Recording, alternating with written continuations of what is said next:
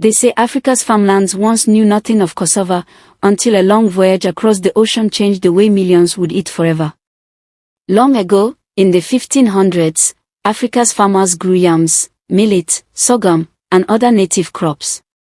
Cassava, the root that would one day feed entire nations, was unknown here.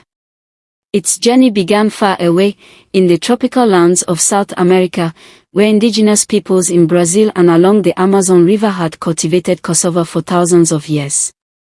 Then came the age of European explorers.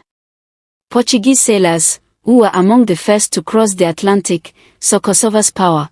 It could grow in poor soil, survive droughts, and be stored for months once dried into flour.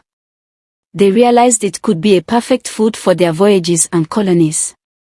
In the late 1500s and early 1600s, Portuguese traders carried cassava cuttings on their ships from Brazil to their colonies along Africa's western coast, places like the Kingdom of Congo, Angola, and Mozambique.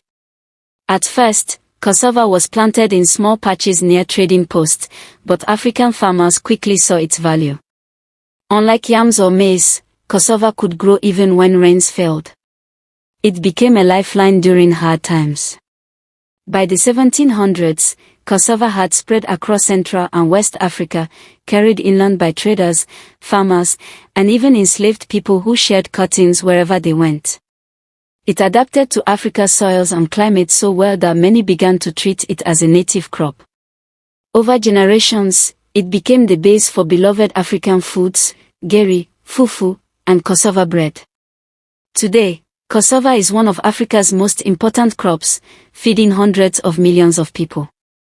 But its story began with indigenous knowledge in South America, the ambitions of European traders, and the wisdom of African farmers who turned a foreign plant into a cornerstone of their food culture.